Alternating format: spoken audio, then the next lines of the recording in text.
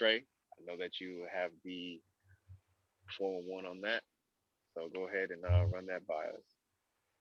All right. So Kevin Garnett did make some very interesting comments this week, and I actually have it. It was I was talking. It was talking to the New York Times, and more or less he stated he's like, I don't think guys from 20 years ago could play in this game. Guys use their hands to control players. Now you can't. That makes defense damn near impossible. Imagine not being able to hand check Michael Jordan. And he's like, the fact that you can't touch these players give offensive players more flexibility. And then he went on to shout out a couple of the new generation players. Uh, as far as like Jokic, he pretty much compared him to Dirk, but essentially better than Dirk at this point.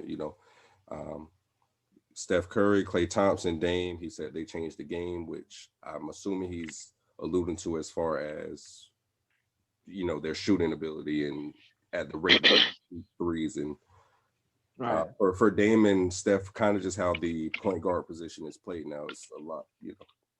It's a lot different than what a traditional point guard used to be. But the same can be said about centers now. Essentially, all centers now, if you can't shoot, like you're a liability on the court at this point in this day and age. So, um, and then he said, I don't know if guards 20 or 30 years ago could play now. He said it's creative, saucy. He said a motherfucker will cross you over and break your ACL these days. He said the game is in a great place. So, um, yeah. So that's pretty much a gist of what he's saying. So Well, I know there were some people who took offense to that. I personally, to to, to some extent, I agree with it. I believe like some of the elite players though, from back in that era, they still would be okay. But like some of the you know average players in those eras, he's probably absolutely right. They wouldn't they wouldn't be able to last in this league. Uh, think about think about let's go back to Jordan, or whatever. Like the when we had to go through the bad boy Pistons or whatever. So think about that. If you've seen the Jordan documentary, or if you just anything like that, did you see like the punishment that he would take just to try to get to the basket? Imagine if they weren't able to do that. Like that, they literally had to do that to try to stop him. So now, this era, that's a foul all day. You're probably getting ejected. So little stuff like that, and that was from further back. But then you can talk about even the '90s, the mid '90s. The game from the mid '90s to where it is now is different. Like one of the main thing I pointed out was the centers, the big man, the traditional big man. I can't name one right now. I can't name you a real traditional big man in basketball today, honestly, they're done. because for the most part, they can all shoot now. You from Demarcus Cousins when he came in, Anthony Davis, all the big men now, pretty much they have a shot. Now, I mean, Giannis obviously, but he's not a center. But you know what I'm saying? Like, obviously he can't shoot, but more or less though, you're seeing like AD almost exclusively lined up at some point early with the Lakers last season. At the behind the 3-point line, it's just like, why aren't you in the paint? Like, I don't understand. Like now, and I know he can be effective from shooting perimeter shots. That's cool, but your strength to me is you're the big guy to go get the boards. Dwight Howard might be, I guess, the last I would that say probably came him. I would along. say him and Andre Drummond. Okay, yeah, I'll give you DeAndre Drummond too. Jordan. They're probably like the last of the Yeah, real traditional centers. Yeah, traditional centers. those are the only two I can think of right now. Like, and then obviously, like 3-point shooting now is like you have to be able to shoot the three ball because of guys like Steph Curry and everything. Like, if you can't shoot the three, like because you got to think You're about it. worthless. Just in a simple math. Even if you score every time and you're scoring 2 and I'm scoring 3, you're not gonna Always win. ahead. Like at the end of the day, like even if we're going shot for shot, like let's say you're the Nets and you're not playing defense. If you're going shot for shot, but we're scoring 3s and we're giving you easy 2s, at the end of the day, 3 is more than 2. So you know what I'm saying? So I don't see why people are taking offense to it, because I mean, I don't think he said anything wrong. And then on a more basic, just a basic breakdown, every generation they tend to get better. Like think about 40 times, like we're take it to the NFL too. Think about 40 times back then, like the fastest 40 that there was, like in, let's say, the 90s, early 2000s, like Mhm. when we were younger, compared to the fastest 40 times now. You know what I'm saying? Like everything, the game evolves at some, at a certain point, the players that are coming out, they're bigger, faster, stronger. It's just what happens. And also, they have more. There's more like AAU basketball. There's more camps. There's more film for the, like, you can go watch, like whoever your favorite player was, and you can take something from their game, and you have much more bags to pull from compared to back then, especially with social media now. You can instantly get access to things all over the world, compared to back then. If you weren't watching it real time, you might not had, the access to see it before. So I think it's just a gradual thing of evolution. I don't think KG said anything wrong, in my opinion. Now, if there are some people that were offended, that's on them. But to me, from my opinion, I don't think I agree with him, basically, more or less. Maybe the context of what he said, it maybe kind of probably people could have took offense to how he said it, but I don't think Right. what he actually said, I don't think he said anything wrong. Right. Spence. To be honest with you, he kind of have a point. Let's just face it. Other than like Jokic should be a prime example of like the normal big is completely dissolving. Other than him shooting threes, I mean, he can run the offense, he rebounds, he scores. It's not really something normal as a center position of mostly rebounding, inside scoring, posting. That's mostly how it goes. But now we have centers shooting threes. We have them running the offense, shooting mid range. It's just things are changing. Point guards are shooting near the logo. They're expanding the range of the court. It's just the game is evolving, and sometimes you have to evolve with it, or you're going to get left behind. Um, most like Trey said, most people that were like not all star names will probably get, yeah, they'll probably phase out. But like, let's just with the hand checking thing. I mean, to be honest with that, I don't think Gary Payton would ever got a Defensive Player of the Year award with. Yeah, that's true. Yeah, that whole glove nickname. Yeah, I don't would think have I been don't forever. yeah, I don't think that It stick. wouldn't. Yeah, it wouldn't. It 'Cause, yeah, wouldn't. It you're wouldn't have. not, yeah, you can't play that way now. Yeah, in There's in no the way. NBA. So like defenders like him, point guard defenders like him. Sure, let's give it to maybe Tony Allen, or like a lot of defensive players that were like in the guard position that was like made known for defense before like the whole change in hand check rules will probably get phased out because Yeah, they'll either A you're foul gonna get out, fouled out of the game. Yep. or B, or they're gonna get tagged. So it's just the game is evolving, and I guess people felt like, man, he's being disrespectful for like the people that like before the game. But like, man, like you have to understand, It's like, of a different era too, though. So yeah, we since he would we be all disrespecting himself, right, I because don't he's part understand. of that area. So yeah, but what he's saying is true. Is the game is evolving, and is gonna keep evolving. Soon Curry, LeBron, all these people that we saw growing up will be just like them. And then they will see the new generation of basketball players that's coming. And they will change the game. Is it basketball is a constant cycle of evolution. It's going to keep changing no matter what. Yeah. All right.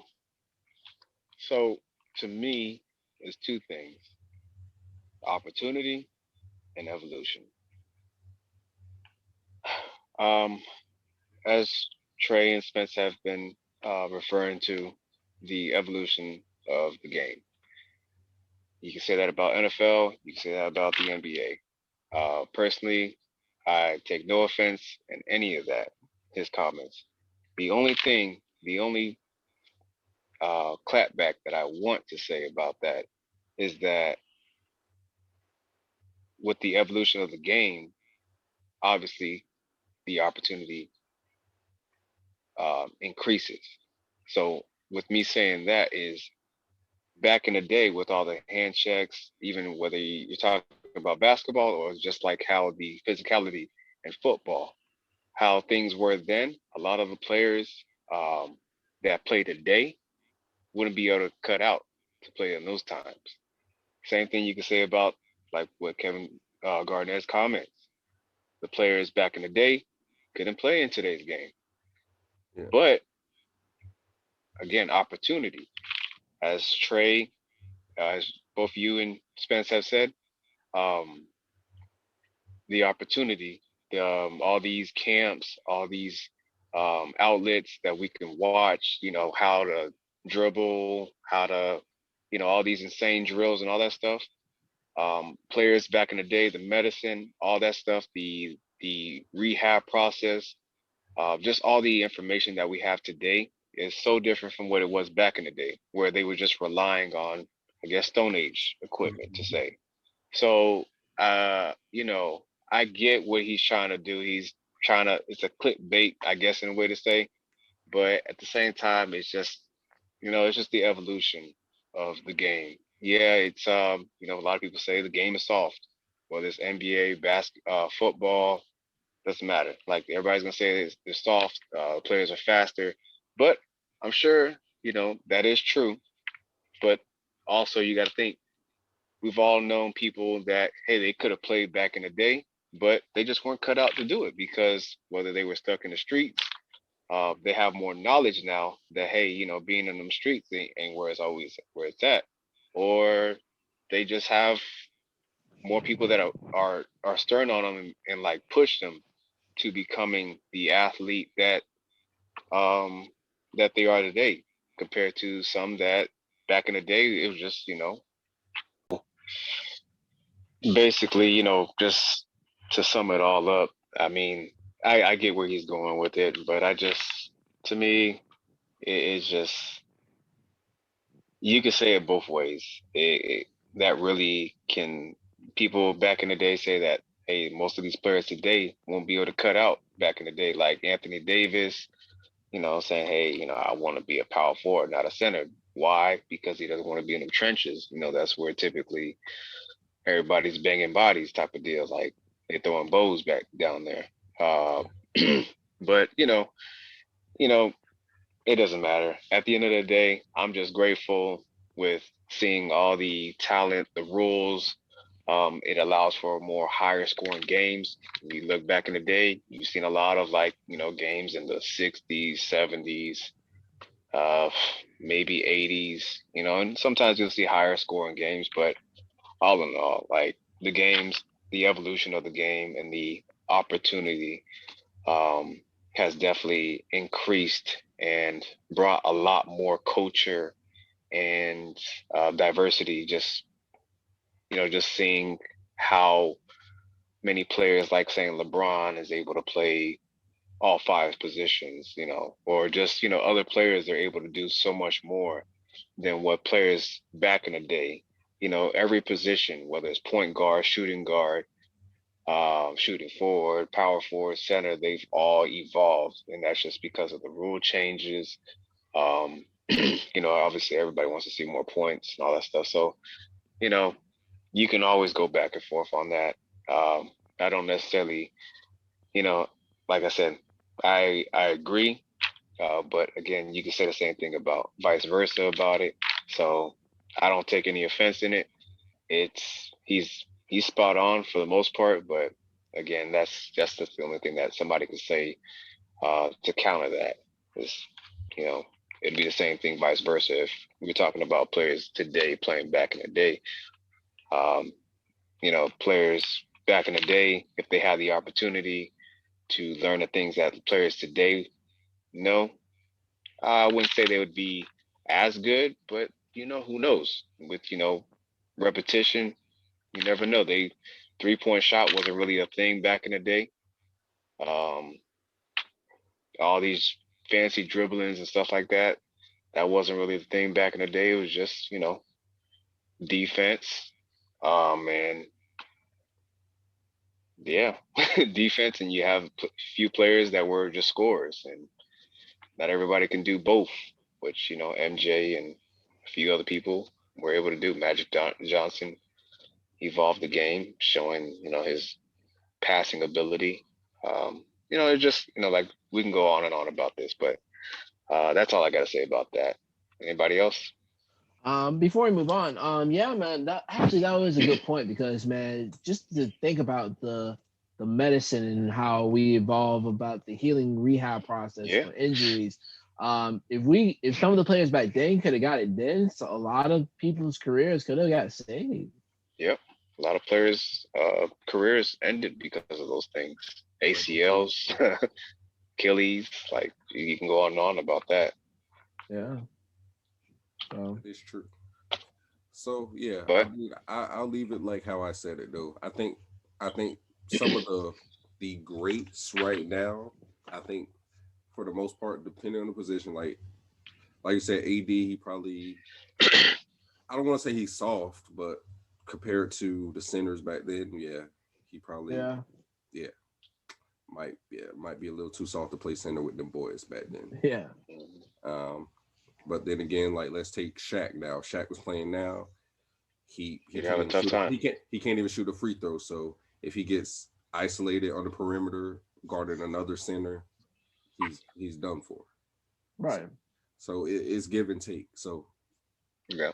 so I took somebody from Aris and put him there, and then vice versa, and whatever. But like I said, the argument can be made either way. Um, but you could also say that just pure athleticism, some of these people, if you put them in the past, they just fly past everybody too. So I mean, kind of goes hand in hand. But yeah, that's something you can argue. I feel like we're starting to get to that age though. This is off topic though. It's something that was brought up on our debate page, the Great Sports Debate. Again, you can look us up on Facebook. We'll add you to the group. Uh, Pretty much what we do on this podcast, in a sense, something that we just do all the time. Share the latest sports news and everything.